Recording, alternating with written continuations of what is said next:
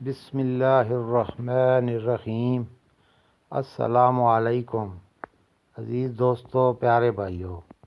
چونکہ رمضان المبارک کا بابرکت مہینہ قریب آ رہا ہے اور گزشتہ سالوں کے رمضان میں افطاری کے متعلق کچھ ذاتی مشاہدات اور تجربات تھے جو آپ لوگوں سے شیئر کرنا چاہتا ہوں، جو کہ صحت کے حوالے سے بہت اہم ہیں۔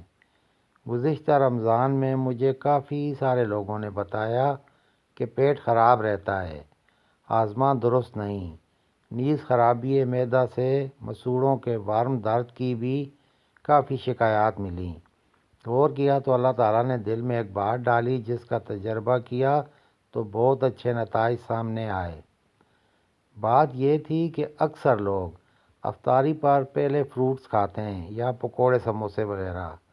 پکوڑے سموسوں کا نقصان، خصوصاً بازاری کا خالی پیٹ لینا، تو سب جانتے ہیں۔ تاہم فروٹس خالی پیٹ کھانے کے نقصانات پہ توجہ کم جاتی ہے۔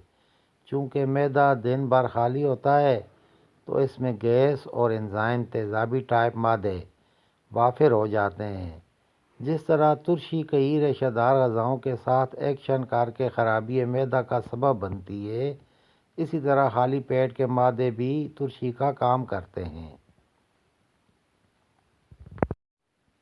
فروٹس میں چائنیز سفید خربوزہ، کینو، مالٹے، تیز لیمن کی شکنجی وغیرہ تو خود ایسڈ ہوتے ہیں جو خالی معدہ کے کھانے پر نقصان کا باعث بنتے ہیں۔ دوسرا یہ کہ فروٹس کھا لینے کے بعد بھوک کم لگتی ہے تو کھانا بعد میں کھاتے ہیں، جس سے افطاری اور سحری کے کھانے کا درمیانی وقفہ کم ہو جاتا ہے، تو سحری میں بھوک بھی کم ہو جاتی ہے۔ تاہم تراویح کی برکت سے بڑی حد تک کھایا پیا ہضم ہو جاتا ہے۔ شاید تراویح کی دیگر حکمتوں کے ساتھ ایک حکمت یہ بھی ہے کہ اللہ تعالیٰ کو علم تھا یہ بندے افطاری پہ اتنا پیٹ بھریں گے کہ بغیر تراویح کے ہضم نہ کر سکیں گے۔ لیکن بعض لوگ افطاری تو فروٹس وغیرہ سے کر کے کھانا تراویح کے بعد کھاتے ہیں، پھر سو جاتے ہیں۔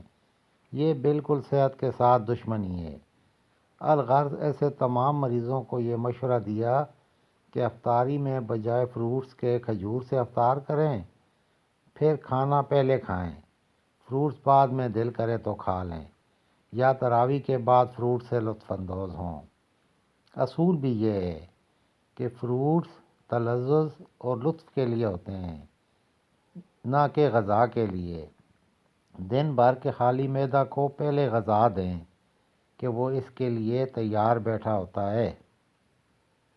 الحمدللہ بہت سے دوستوں نے یہ روٹین اپنائی تو مذکورہ مسائل خود بخود حل ہو گئے، اور ساتھ افطاری کا کھانا جلد کھانے سے، درمیانی وقفہ زیادہ ہونے سے سحر تک ہاضمہ ہو کر سحری کی بھوک بھی نکھری، اور سحری بھرپور کرنے سے روزوں میں جو کمزوری محسوس کرتے تھے وہ بھی ختم ہو گئی۔